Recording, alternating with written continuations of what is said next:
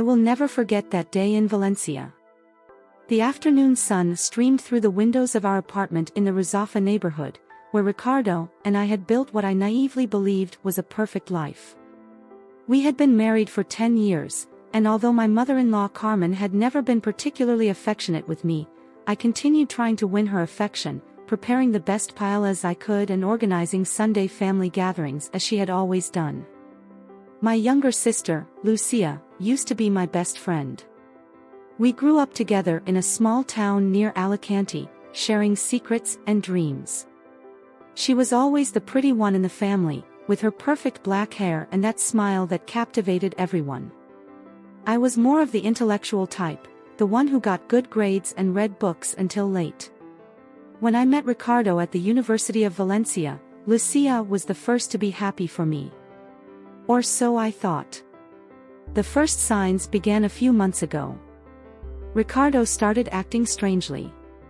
He stayed up late, working in real estate, even though the market was calmer than ever.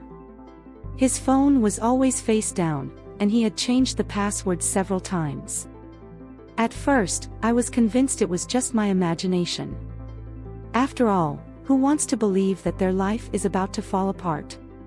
Carmen, my mother-in-law, began making increasingly hurtful comments during our family meals at her house in Cabanel. "Oh, Lucia, that dress looks great on you.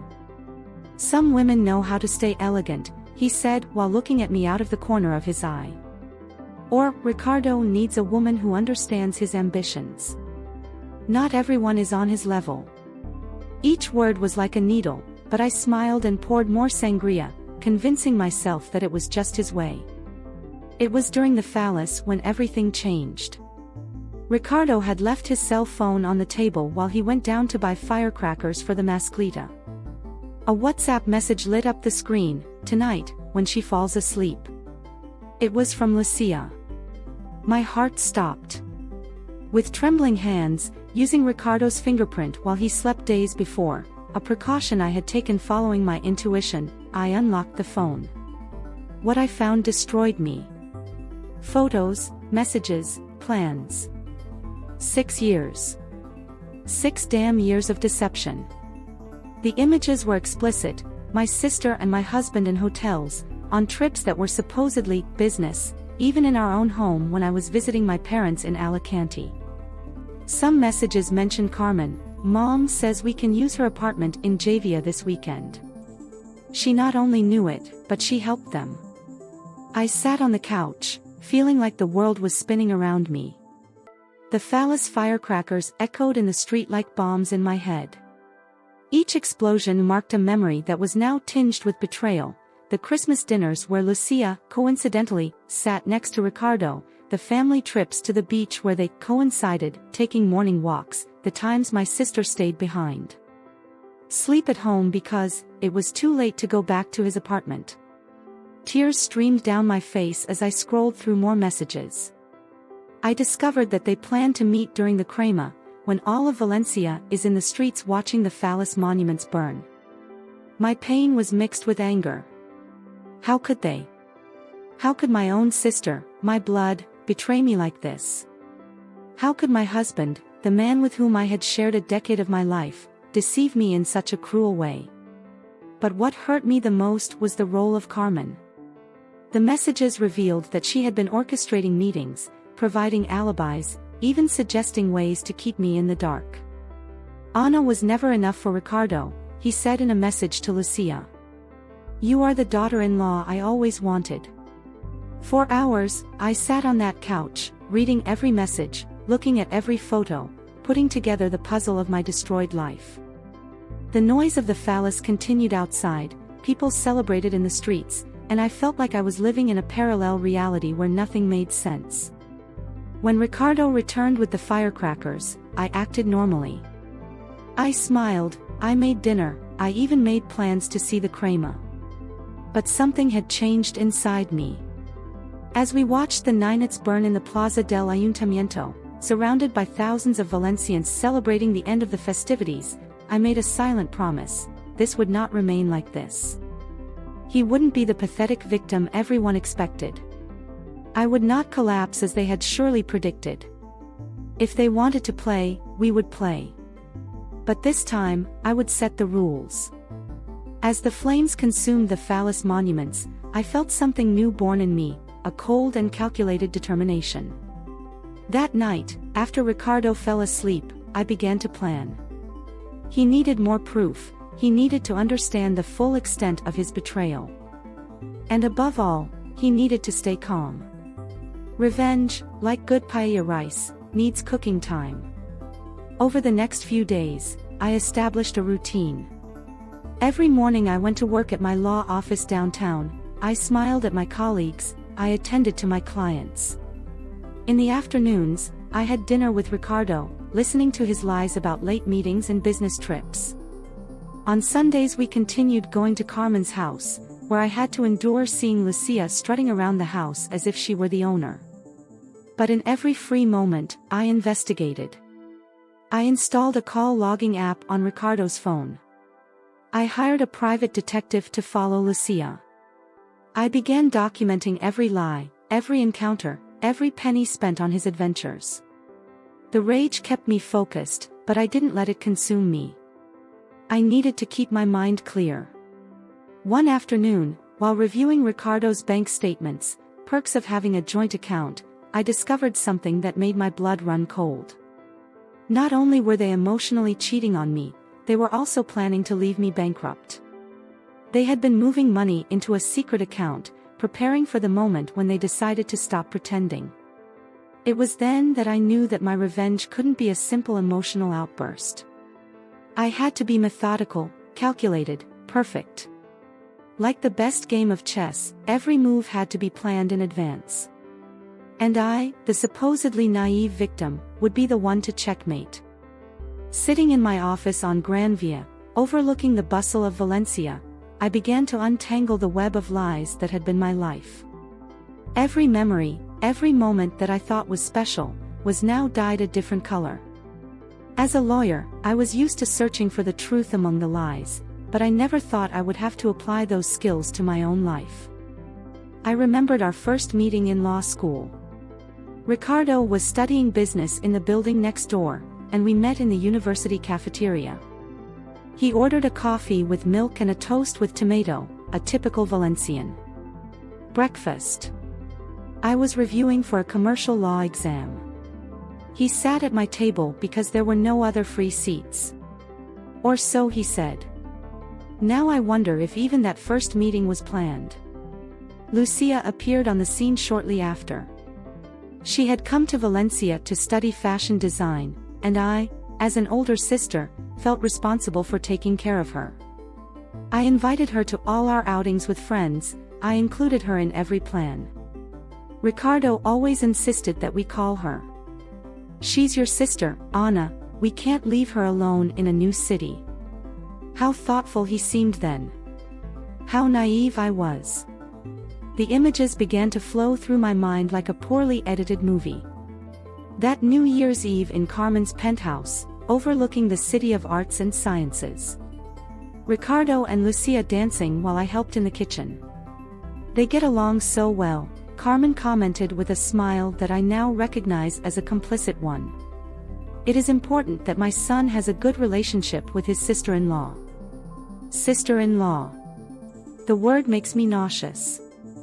I remembered the trip to Ibiza, 4 years ago. Ricardo insisted that Lucia come with us. He's going through a bad time with his breakup, he argued. 3 days before leaving, an important case arose at the firm. They insisted on going without me. You can't miss this professional opportunity, they both said.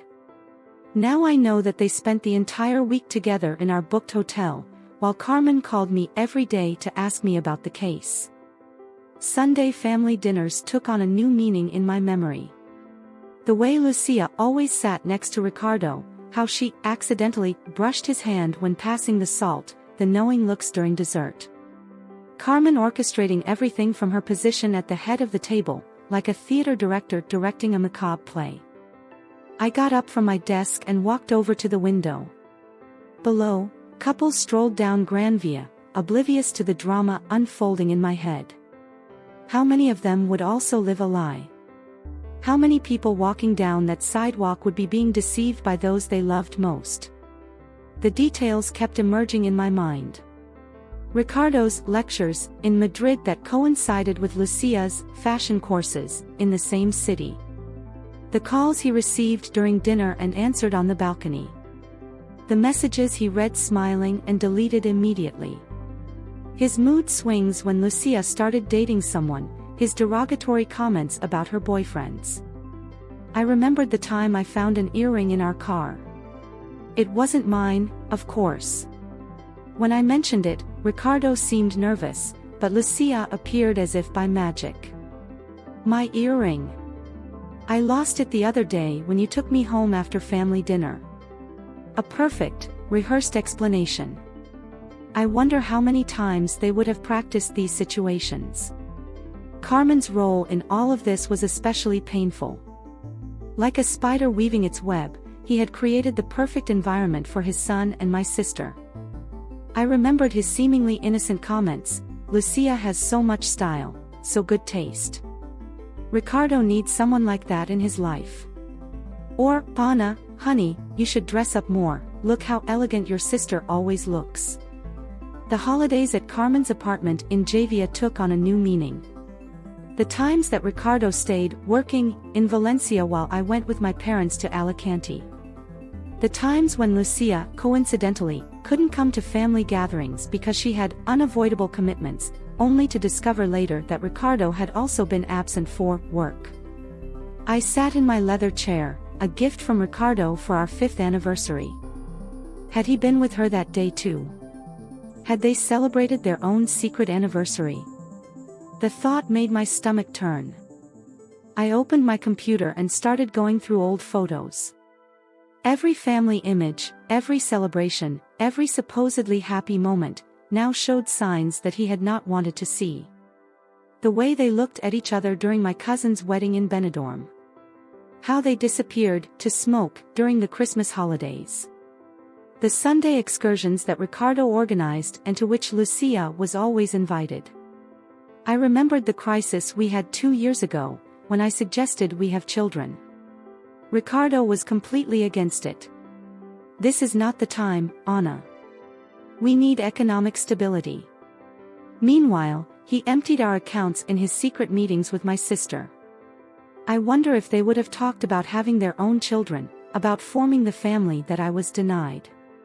The conversations with my parents also took on a new aspect in my memory.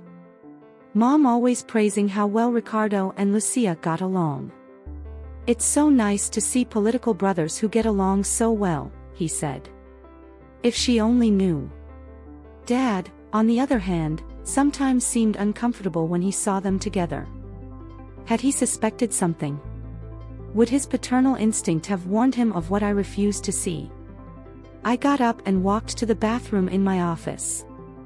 I looked in the mirror, searching for the woman I had been before all this. I saw the little wrinkles around my eyes, the gray beginning to appear in my brown hair. Lucia, 10 years younger than me, did not have these marks of time. Was that what Ricardo was looking for? A younger, fresher version. I went back to my desk and pulled out our wedding photo album. I had brought it from home that morning. I needed to see everything with new eyes. The photographs showed a radiant bride, a groom apparently in love, and a bridesmaid, my dear sister, who now gave me chills. In one of the photos, Carmen hugged Lucia with more affection than she had ever shown me. The photographer had captured moments that once seemed casual and now screamed the truth: furtive glances during the waltz, private conversations in the corners during the banquet, knowing smiles while I was busy with other guests. It was all there, documented for posterity, mocking my blindness. I found one particular photo that made me stop. It was from the bachelorette party, organized by Lucia. Now I understand why she insisted so much on being the one to organize it, why she chose a destination as far away as Barcelona. She probably spent that weekend with Ricardo while I celebrated with friends she had selected herself, people she barely knew and with whom I never had contact again. Tears began to fall onto the pages of the album. They were not tears of sadness, but of anger. Every photo, every memory, every moment that I thought was special had been manipulated, orchestrated, stained by his betrayal. My entire life had been an elaborate lie, a play where I was the only one who didn't know the script. I closed the album tightly and put it in the bottom drawer of my desk. I had cried enough. It was time to act. I pulled out my planner and began making a detailed list of every lie, every alibi, every suspicious moment. As a lawyer, I knew the importance of documenting everything. This information would be my weapon. While I was writing, I received a message from Carmen. He invited us all to lunch on Sunday. Lucia will prepare her famous paella, the message said. Of course, always praising my sister's abilities. I responded that we would be there, with an emoji smile that had never felt more false. The sun was beginning to set over Valencia, turning the sky orange. From my window, I could see the cathedral tower silhouetted against the sunset. This city that I loved so much, that had witnessed my happiness and now my pain, would also witness my revenge. Because if I had learned anything in my years as a lawyer, it was that justice, although slow, always arrives. I put my notes in my briefcase and prepared to return home. Tonight, like every night since I discovered the truth, I would have to have dinner with Ricardo, smile, pretend that everything is fine. But now I was also part of the theater, although my role was very different from what they believed. And soon, very soon, the curtain would fall. Revenge, like good Rioja wine, needs time to mature. Sitting in my office at the law firm, with a cup of cold coffee, I began to make my plan. As a divorce attorney, she had seen enough cases of infidelity to know that a direct confrontation would only give them the advantage. I needed to be smarter than that. First, he needed to keep up appearances. That morning, like every morning since I discovered the truth, I kissed Ricardo before leaving the house. I prepared his coffee with 2 tablespoons of sugar, the way he likes it. I smiled when he told me about an important meeting he was having that afternoon. He knew perfectly well that he would meet Lucia in an apartment in the Carmen neighborhood that they had been renting with money from our joint account. My first move was to contact Maria, an old friend from school who was now working as a private investigator in Madrid. I asked him to come to Valencia for a few days, without raising suspicions. I needed solid evidence, documentation of every meeting, every bank transfer, every lie. Be careful, Anna, Maria warned me when we met at a discreet cafe in Ruzafa. Revenge is a dish best served cold, but don't let it freeze your heart. His words made me smile. If only he knew that my heart had already been frozen for weeks. While Maria began her investigation, I began the second phase of my plan. I began to sow small seeds of doubt in Ricardo's mind. Casual comments about how much Lucia had been hanging out lately with Pablo, a lawyer at my firm.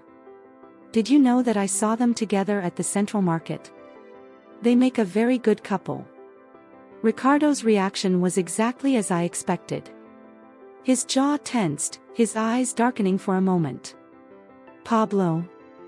The new associate? He asked, trying to sound uninterested. Yes, I replied, stirring my Sunday paella at Carmen's house. They say they are very excited. Carmen, of course, tried to change the subject quickly. But I had already planted the first seed. In the following days, I made sure that Ricardo accidentally saw messages from Pablo on Lucia's phone during one of our family dinners. Messages that I had orchestrated myself, of course. Pablo had no idea it was part of my plan. Tension began to grow between the lovers. Ricardo became more possessive, more careless. He began sending messages to Lucia at all hours, wanting to know where she was, who she was with. Lucia, upset by his behavior, began to distance herself. Everything according to my plan. Meanwhile, Maria had discovered something interesting. Not only were they emotionally cheating on me, there was also a financial plan in place. Ricardo had been diverting money from our joint venture to an account in the Cayman Islands. An account that, curiously, was in Lucia's name. "They plan to leave you in ruins," Maria explained to me as we shared a bottle of Albarino on my terrace. "Carmen has been advising them. Her plan was to wait until the company had a particularly good year and then file for divorce and keep everything." This information, although painful, was exactly what I needed. As a lawyer, I knew this was not only immoral, but illegal. Adultery was one thing, financial fraud was something completely different. The next step of my plan involved Carmen. My dear mother-in-law, so proud of her social position, so concerned with appearances. I started leaking rumors into his social circle. Small comments about financial problems in Ricardo's company. Insinuations about possible tax irregularities. Nothing directly traceable to me, of course. The effect was immediate. Carmen, fearful of a scandal that could affect her reputation at her beloved tennis club, began to pressure Ricardo. "What are you doing with the company's money?" I heard her ask him one day, when they thought I was in the bathroom. "I can't let you ruin the family name." Meanwhile, I continued to feed Ricardo's paranoia about Pablo and Lucia. I organized chance meetings between them in different places in Valencia. A coffee in the Plaza de la Reina, a coincidence in the Mercado de Colón, an exchange of glances in the Principal Theater. Each encounter carefully documented by Maria and her team. The tension between Ricardo and Lucia reached its peak during a family dinner. Ricardo, consumed by the jealousy I had been nursing, couldn't contain himself when Lucia mentioned that she was going to Madrid the following weekend. With Pablo, she asked with an acidic tone that she had never heard him use with her. The silence that followed was delightful. I saw how Carmen tensed in her chair, how Lucia paled slightly. "What do you care who I go with?" my sister responded, clearly annoyed by his possessive tone. I just continued eating my dessert, hiding my smile behind the glass of wine. But my plan went beyond simple jealousy and paranoia. While they were distracted by their own dramas, I was building an impeccable legal case. Every bank transfer, every email, every text message, all carefully documented and supported. I also made sure I had a plan B. I opened a secret account in Switzerland, gradually transferring small amounts of money that wouldn't raise suspicion. Not because I needed the money, but because I wanted them to feel what I felt upon discovering their financial betrayal. The hardest part was maintaining composure during family gatherings. Every Sunday, sitting at Carmen's table, I had to watch my sister and my husband play their role as perfect brothers-in-law. How Carmen looked at them with approval while she treated me with barely concealed disdain. But every moment of humiliation fueled my determination. Every fake smile, every fake hug, every double-meaning word became fuel for my revenge. As the Spanish saying goes, revenge is a dish best served cold, and I was preparing a frozen feast. As the weeks went by, I began to notice changes in his behavior. Ricardo was more irritable, more careless. Lucia, upset by his jealousy and possessiveness, began to distance herself. Carmen, concerned about rumors of financial problems, began to treat Ricardo with less leniency. My plan was working perfectly. Like a tightly woven spider web, every thread was connected, every movement calculated. But it still wasn't enough. I wanted them to feel the same pain that I felt, the same humiliation, the same betrayal. That's when I decided to take the next step. Using my contacts in the legal world, I began to subtly put pressure on Ricardo's business. Small administrative obstacles, delays in permits, surprise inspections. Nothing directly related to me, of course, but enough to cause stress and tension. At the same time, I made sure that Lucia started receiving tempting job offers in Madrid. Offers that, coincidentally, coincided with the days when Ricardo had important meetings in Valencia. The physical distance began to create cracks in their clandestine relationship. Carmen, meanwhile, was increasingly worried about her reputation. The rumors he had planted about financial problems began to affect his social relationships. Her friends from the tennis club began to gossip, invitations to social events began to become scarce. One afternoon, while going through the documents Maria had collected, I found something that made me smile. An email from Ricardo to Lucia, complaining that they no longer spent as much time together as before. "Is it because of Pablo?" he asked. "Have you been watching it?" The paranoia he had sown was bearing fruit. Lucia's response was just as revealing. "You're acting crazy," he wrote. "You can't control my life. I have the right to see whoever I want."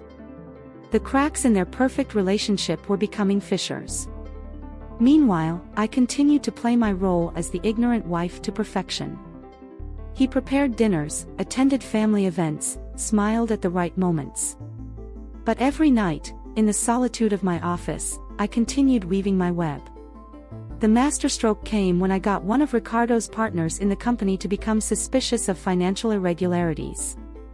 It wasn't difficult, I just had to make sure certain documents got into the right hands.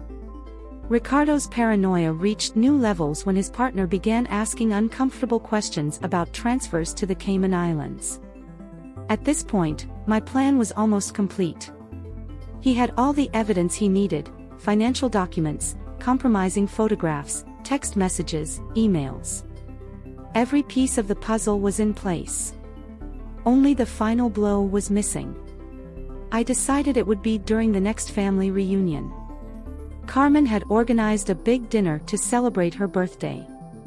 The whole family would be present. It would be the perfect setting for my grand finale. As the days passed, I continued to fuel the tension between Ricardo and Lucia. Small comments here and there about Pablo, photos strategically placed on social networks, carefully planted rumors. Their relationship, once so solid, was now filled with mistrust and jealousy. Carmen, for her part, was too worried about her own reputation to notice what was happening. Rumors about financial problems had begun to seriously affect his social position. She was no longer the undisputed queen of her circle. The night before the big dinner, while Ricardo was sleeping, I prepared the last details. Everything was ready. Tomorrow, finally, the truth would come to light. And this time, it would be on my terms. Carmen's birthday dawned with that typical Valencian sun that makes the Art Nouveau facades of the historic center shine. I woke up before Ricardo, as always lately, and began my preparations. I had carefully chosen my wardrobe, an elegantly cut black dress that Lucia had always envied, red heels that gave me the perfect height for what was to come. The celebration would be at the restaurant that Carmen had reserved in the Barrio del Carmen, one of those exclusive places where Valencian high society gathers to see and be seen. I arrived early, with the excuse of helping with the final details. Actually, I needed to prepare my presentation on the projector that I had, coincidentally, suggested installing to show a congratulatory video for Carmen. Ricardo arrived shortly after, adjusting the blue tie I had given him on our last anniversary. Lucia appeared minutes later, wearing a champagne-colored dress that, she was sure, she had chosen with him in mind. I saw them exchange a quick glance, a gesture that would have destroyed me before but now only made me smile internally. The guests began to arrive: uncles, cousins, close family friends, Ricardo's partners, Carmen's friends from the tennis club. Everyone dressed in their best, everyone smiling, everyone completely oblivious to the drama that was about to unfold. During the aperitif, I moved among the guests like the perfect hostess I had always tried to be. I served glasses of cava, laughed at the uncles' jokes, listened patiently to Carmen's friends' stories about their latest trips to Marbella. All the time, keeping an eye on Ricardo and Lucia, who were trying hard to keep a safe distance between them.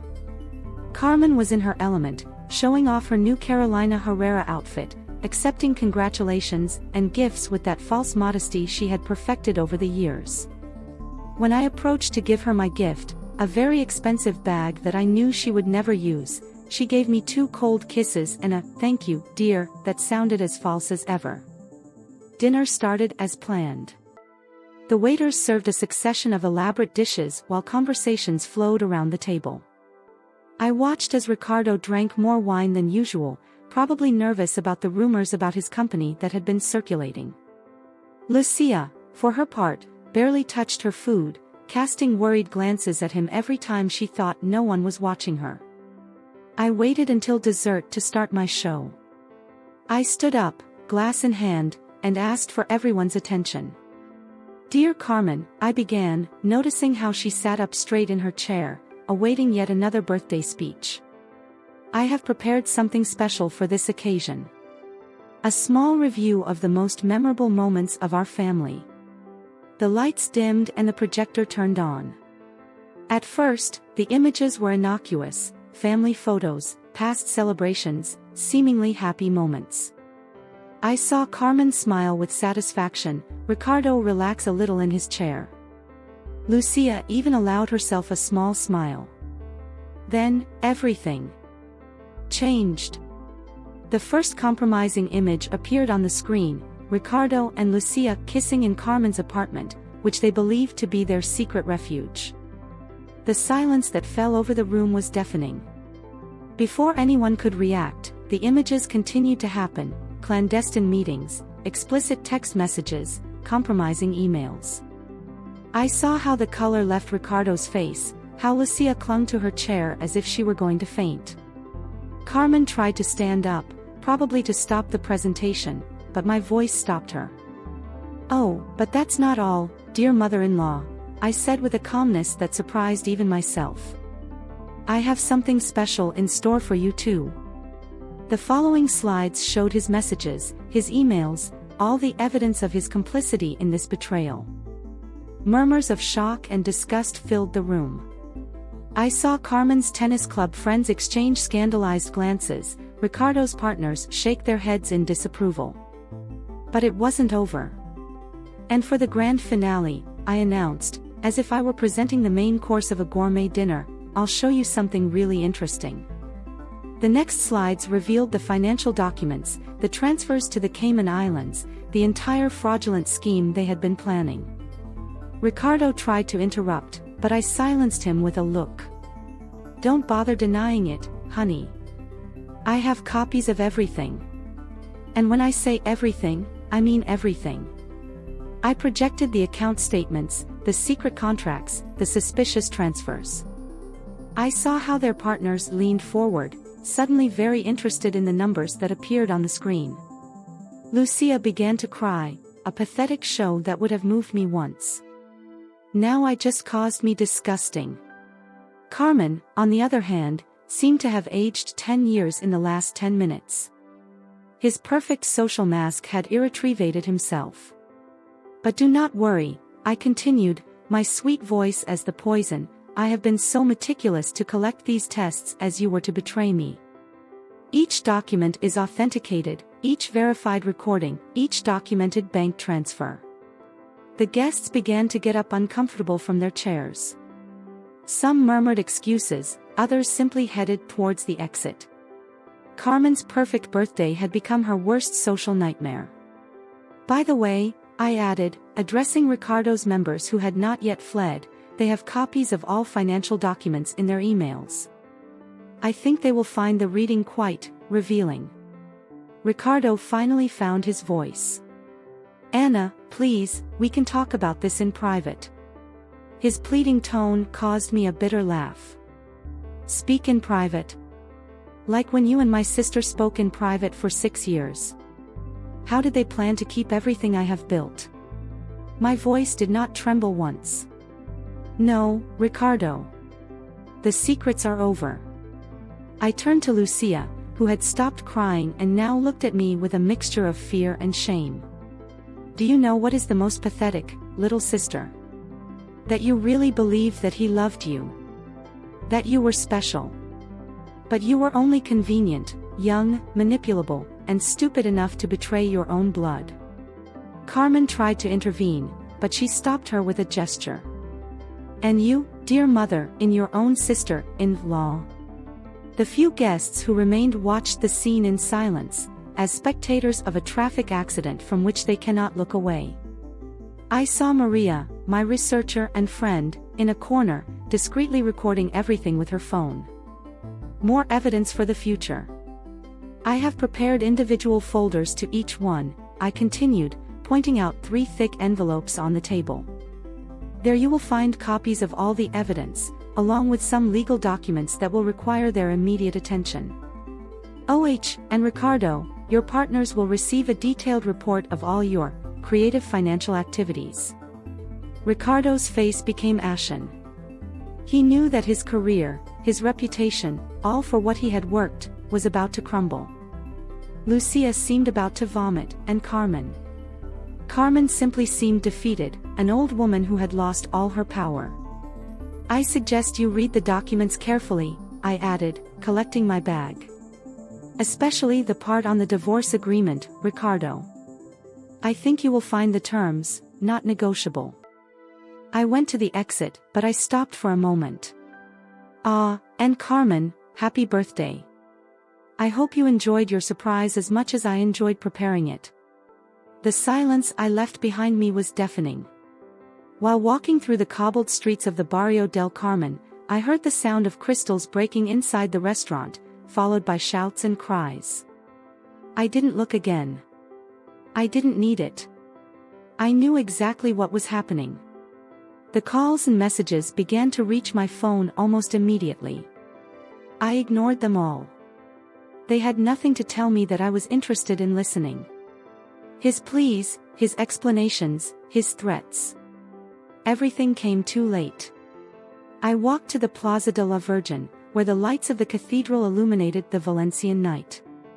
I sat in a bank, feeling for the first time in months that I could breathe freely. The truth, however painful, had finally come to light. And with her, I had also emerged from the shadows. The weeks following Carmen's explosive birthday party were like seeing a series of dominoes falling one after another. From my new apartment in the Ruzafa neighborhood, I watched how the lives they had built on lies were systematically collapsed. Ricardo was the first to fall. The morning after revelation, its partners called an emergency meeting. The documents that had sent them clearly showed the financial fraud he had been committing. Not only transfers to the Cayman Islands, but also a series of fiscal irregularities that had maintained hidden for years. I received the news while drinking coffee in the Central Market. Maria, who was still my eyes and ears in the city, told me that Ricardo had been expelled from the company he had founded. You should have seen his face, he told me, when they asked him to give his keys and pick up his things. The partners, fearful of being involved in the scandal, filed a formal complaint. I saw Ricardo leave the courts of Valencia for local news, trying to cover the face of the cameras. The successful businessman who once was now news for all the wrong reasons. Lucia didn't run better luck. The photos and messages he had revealed during the party were quickly leaked in the social circles of Valencia. His reputation, both personal and professional, was destroyed in a matter of days. The fashion brands for which he worked as a designer cancelled his contracts one after another. No one wanted to partner with someone involved in a scandal of that magnitude. I saw her one afternoon, by chance, in the New Center shopping center. He was unrecognizable, without makeup, with careless hair, dressed in clothes that would never have seen him wear before. When our looks crossed, she quickly turned and practically ran towards the exit. I couldn't help a little smile. But perhaps the toughest blow was received by Carmen. His beautiful social world, built for decades of dinners, beneficial events and tennis games, collapsed as a castle of cards. Her club friends, those who for years had praised her parties and envied her perfect family, now avoided it as if she were a carrier of a contagious disease. Maria told me that Carmen had tried to organize her traditional monthly lunch at the Valencia Tennis Club, but no one had accepted the invitation. He sat alone at a table for 12, Maria told me. He asked for a bottle of wine and drank it whole before leaving staggering. Divorce advanced according to my terms. Ricardo, threatened with the exposure of more evidence of his fraudulent activities, accepted all my conditions without protest. I stayed with the house, which I immediately sold, most of the assets and a generous compensatory pension. He barely had strength to discuss. Lucia's attempts to contact me were pathetic. First were text messages full of apologies and explanations. Then, emails increasingly desperate. Finally, one afternoon he appeared in my office, but I had already given specific instructions. My sister no longer existed for me. I saw her from the window, crying on the sidewalk for almost an hour before leaving. In another time, that image would have left my heart. Now I only felt a cold satisfaction. The tears that spilled were the price of his betrayal. Carmen tried to make a mediator, of course. He called me one afternoon, his trembling voice for alcohol that he had clearly been drinking. "Anna, please," he begged, "this is destroying the family. Can't we simply forget everything and move on?" My answer was simple: family? What family, Carmen? You and your son destroyed her 6 years ago. I just exposed the truth. I hung while she kept mocking excuses. The chain effects continued to spread. Ricardo's old friends began to avoid it, fearful that his own doubtful activities could come to light. His contacts in the business world stopped answering their calls. Even his accountant, who had been complicit in many of his fraudulent operations, decided to cooperate with the authorities to save his own skin. Lucia tried to reinvent himself in Madrid, but her reputation had preceded her. The fashion world is small, and gossip travel fast. No design study wanted to risk hiring it. The invoices began to accumulate, and soon he had to sell his luxurious apartment in the Salamanca neighborhood and move to a small study on the outskirts. Maria kept me informed of every detail. He told me how Ricardo had tried to get a job in other companies, but nobody wanted to risk. How Lucia had to start selling her collection of designer bags to pay the rent. How Carmen had been excluded from the board of directors of her beloved beneficial association. Each piece of information was like a small gift, a confirmation that justice, although late, had finally arrived. He saw their lives crumble from a distance, as a spectator of a play that I had written. Rumors about adventure and financial scandal even reached local newspapers. One day, drinking my morning coffee on the terrace of a coffee in the Plaza de la Reina, I saw a small article in the Provinces: well-known Valencian businessman faces investigation for tax fraud. Ricardo's photo, trying to hide from the photographers as he left the court, made me smile. Carmen tried to keep appearances for a while. He was still going to his usual hairdressing on Cologne Street, buying in the most exclusive stores, acting as if nothing had changed. But pity eyes and murmurs behind them finally broke her.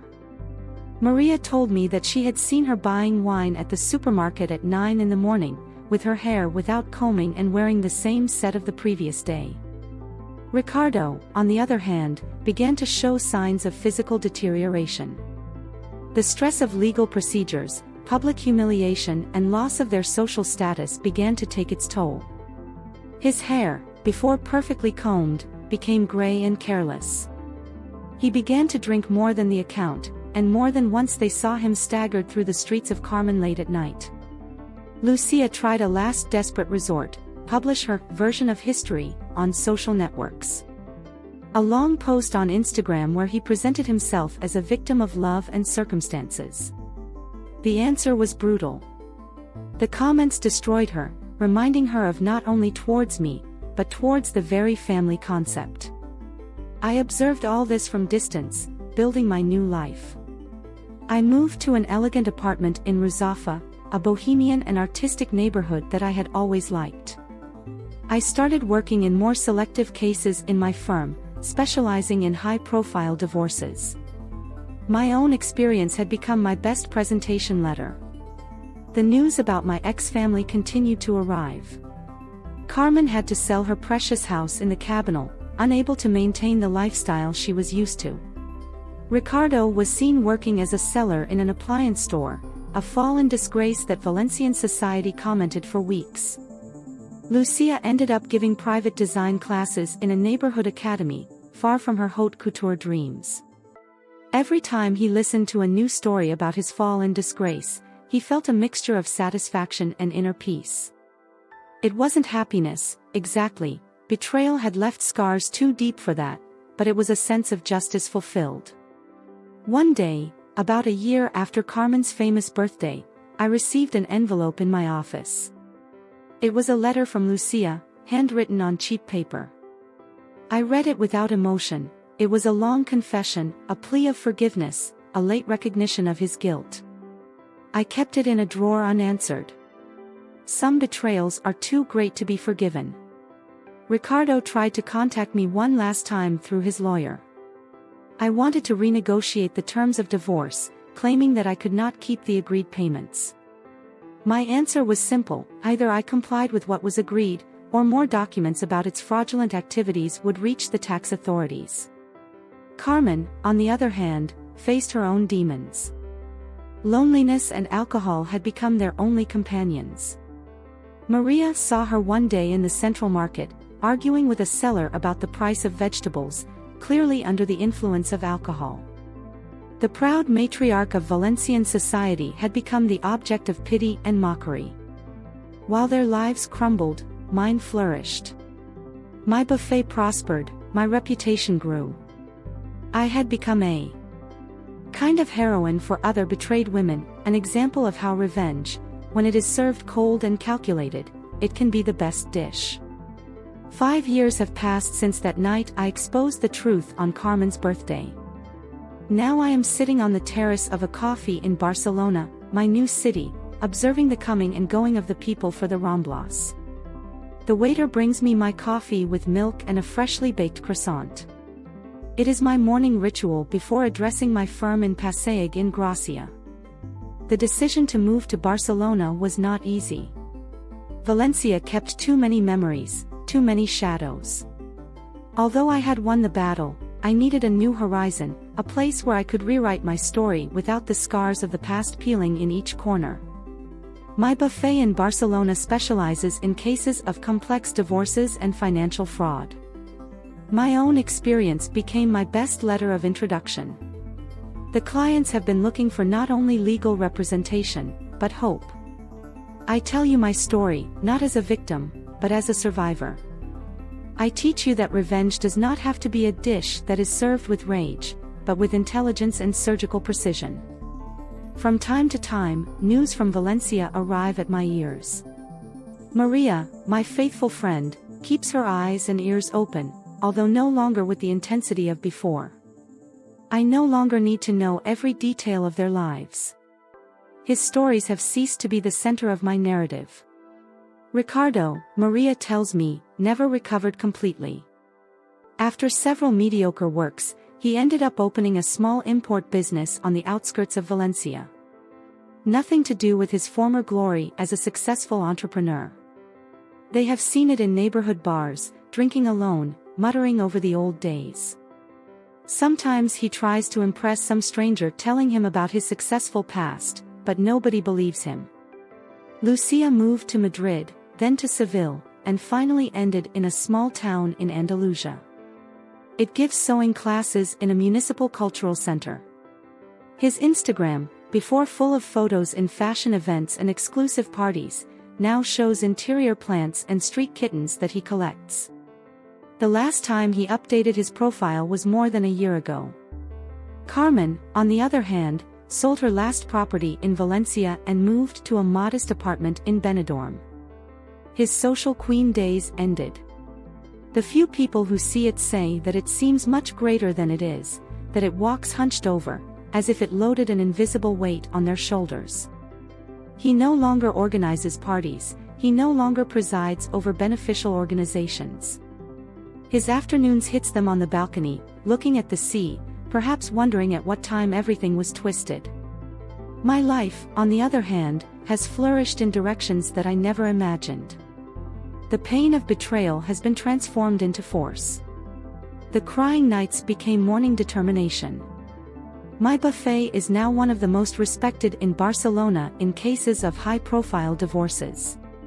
Legal magazines have interviewed me several times, interested in my unique approach to handle complex cases of infidelity and fraud. I have learned to love again, although in a different way.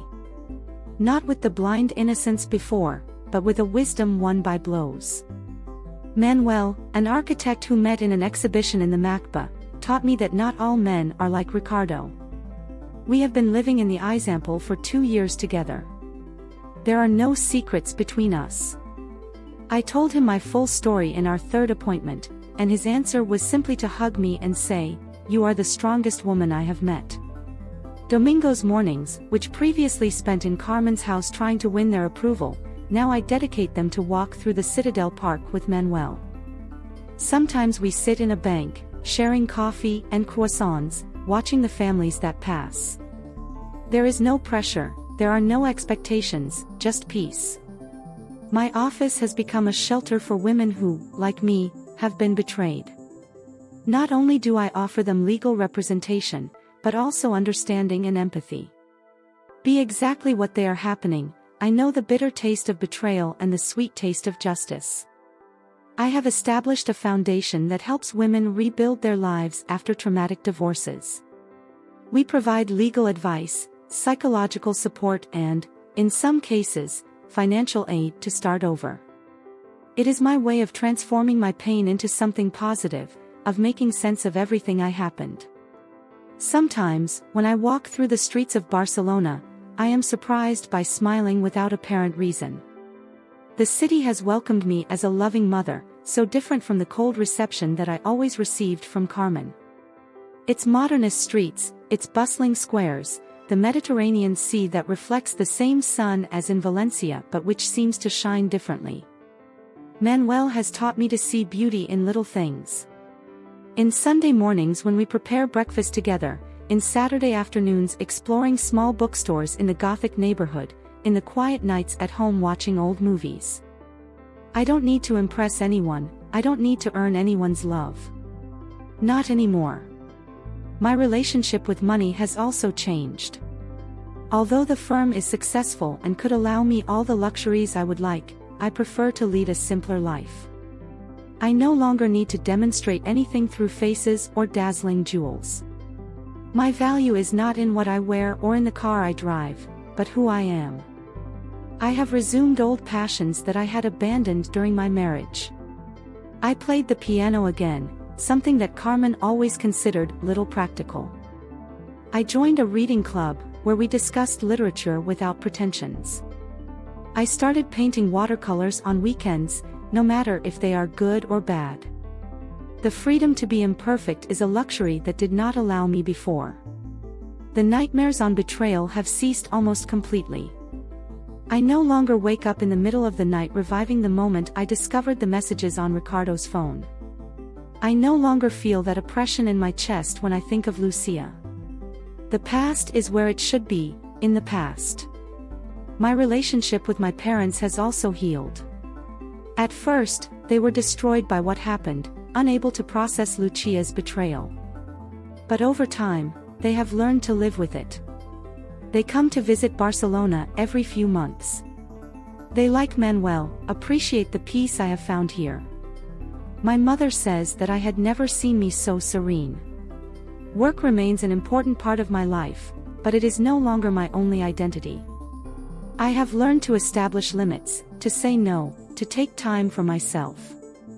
My team in the firm is like a second family, but a healthy family, where respect and honesty are the norm. Sometimes, when I am in the boardroom presenting a case, I am surprised to realize how far I have come. The women who consult me see in me not only a successful lawyer, but to someone who truly understands their pain and their desire for justice. Manuel usually jokes saying that I am like a phoenix, who was reborn from the ashes of my ancient life. You may be right. Ricardo's betrayal, Lucia and Carmen did not destroy me, he transformed me. It made me stronger, wiser, more compassionate with those who have gone through similar experiences. Summer afternoons, when the Barcelona sun begins to soften, I like to sit on my balcony with a glass of wine.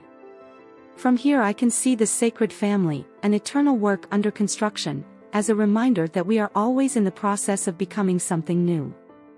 Sometimes I receive news from Valencia that make me reflect on the cyclical of life. Ricardo tried to rebuild her life with a younger woman, but she left him when she discovered her past. Lucia is still single, fearful of trusting someone after everything that happened. Carmen lives in her self-imposed solitude, surrounded by better times photographs. But their stories no longer affect me as before. They are like characters from a book that I read a long time ago, whose end I know but no longer moves me. My own story continues to write, page by page, day by day, in this new city that has given me a second chance. The cathedral bells sound in the distance, reminding me that it is time to prepare to go to the office. Today I have a new client, another woman looking for justice and a new beginning. I will tell you my story, not as a tragedy, but as a testimony that it is possible to survive betrayal and emerge stronger. Manuel will wait for me tonight with a glass of wine and his quiet smile. May we give a walk along the beach, or maybe we stay at home listening to music. It doesn't really matter. I have learned that happiness is not in great gestures or in elaborate revenge, but in the peace that comes from being faithful to the same.